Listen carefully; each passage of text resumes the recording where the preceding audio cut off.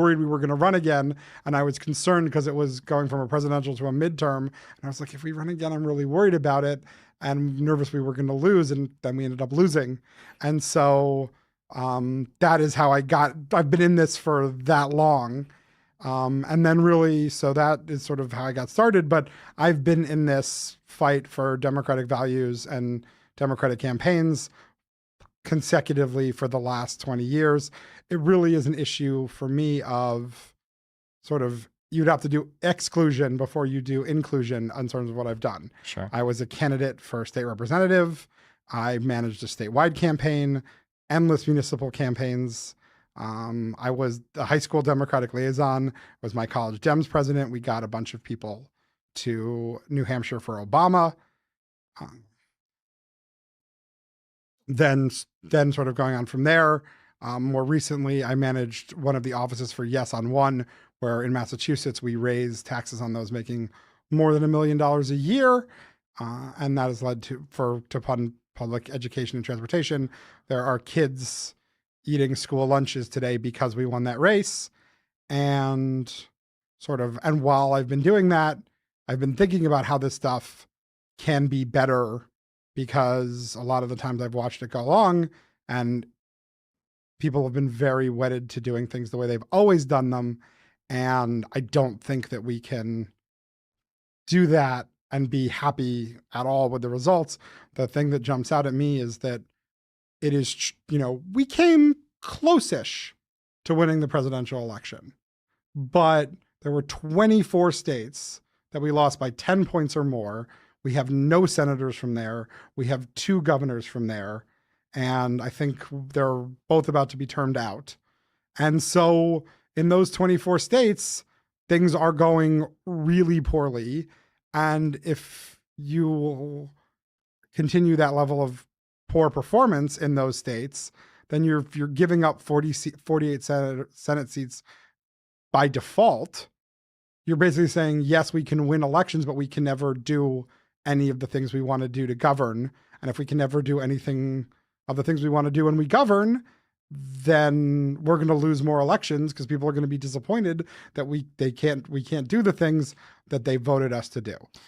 What goes into the decision? So you've done a lot of like campaign management behind the scenes. What goes into the decision to like run for a chair versus like working on a campaign? Well, basically, I'm running for chair because there are a lot of bold ideas that I want to introduce into this Democratic Party process, because the party needs to change and be better. And so it's when you're under the gun, under the clock of we're trying to win a campaign now, you're never going to slow down to be like, wait, can we do this? Is there something we can do better? Because if we don't do what we need to do now, then we're going to lose. And so you can never make those broad improvements. I'm in this race because to my mind, there are 20 million people who are Democrats. And when I say that, those are the people who, the way I come to that number is, those are the people who either voted for Joe Biden or another candidate in our most recent low turnout presidential primary, or they're one of the 15 million people who had their credit card saved on Act Blue. Those two groups together would be 31 million. There's 10 million in crossover. So that gets you to 21. And I say 20 because 20 is nicer than 21. Okay. And I want to speak for them as part of this process, because to be a Democrat needs to be easier. It needs to be more fun.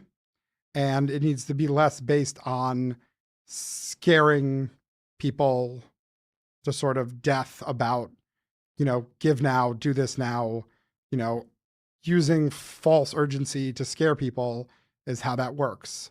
The people we need to get those 20 million people excited about being Democrats again. And we can only do that if we change how the mechanics of that work. And so sort of the other thing, as I watched you, the 2 candidates yesterday, and I feel like this audience would benefit from sort of explaining both how this whole DNC process works, because I came away from that somewhat mystified as to how this works. And so if with your permission, I wanted to Yeah, sort if you of want to. Yeah, I guess my understanding is that I mean, actually, even my understanding is somewhat limited. There's 448 DNC members that are going to be voting on effectively who will be the chair. The chair gets to nominate 75 of these members, I guess, once they become the chair. I actually, other than that, I'm not sure how the individual DNC members themselves are appointed or right. yeah, That's what I was going to yeah, sort go of. for it. Yeah. So basically, the DNC. So the members are appointed. You have 4 from every state and state-like entity, which includes there's one from the Northern Marianas Islands and Guam and Puerto Rico and the District of Columbia and Democrats abroad. So there are 4 people chosen by each state has at least 4. Then a bunch of other states have slightly more, somewhat based on population, but also based on Democratic performance. So Massachusetts and Tennessee have the same population. Massachusetts has 1 more DNC member. So that's the bulk of how people are chosen. Each state chooses its DNC members in different ways. Some choose them at their state conventions. Some choose them by members of the state executive committees. I know my state, I know Connecticut. I don't really know all of the other states, but that's how the bulk of them are chosen. Then there's the 75 who are appointed by the chair, but confirmed by the body at large. So it's not a fait accompli, but nobody really ever challenges those. And then there's another group that comes from the Democratic affiliates. So there's the Young Dems have 3, high school Dems have 2, college Dems have 2, the governors have 4, the the governors have 3, the congressional representatives have 4, the mayors have 3, the municipal offices have 3, the Federation of Democratic Women have 3, and so when you put all of those people together, all elected slightly differently, they get chosen that way. Mm-hmm. And most of the time, the way the DNC works is most of the time the DNC is an appendage of the White House when we're in power. And so they're become the rubberist of rubber stamps, because the money that they get comes from the White House fundraising operation. So when there isn't a White House, that's when it becomes a more interesting conversation. But that is sort of the process, and those people get to choose, and how much input those people want from the 20 million Democrats.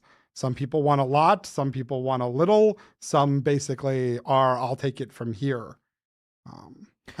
What do you think when you're looking at the way that the last race went, and you're looking at like strategies when it comes to approaching the body of the American population? How do you feel when it comes to trying to pull in more of your base, trying to aim at more of like these kind of like center people, trying to maybe pull some people from the conservative side? What do you think are like big strategy changes that the Democratic Party should be making when it comes to appealing to, these people? So I think that that's really understandable, and I'm going to get to that. Mm-hmm. But for me, what's really important is a lot of these are how mechanic questions. Okay. So that it's getting a voter, sort of, how do we gain a voter's attention? Because to me, the clear thing is the biggest divide of who voted for us and who didn't is if you pay a lot of attention, you voted for Harris. If you pay less attention, you voted for Trump. That's not uniformly true, but it's enough true that is a huge dividing line.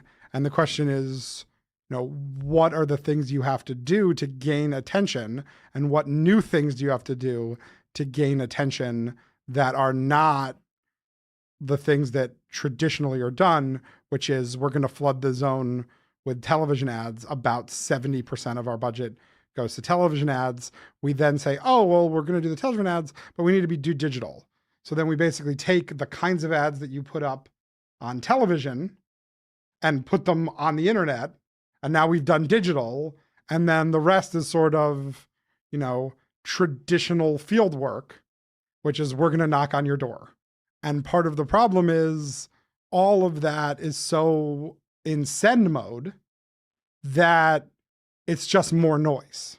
So what are the things that we can do as a party to sort of cut through so that it's not just more noise?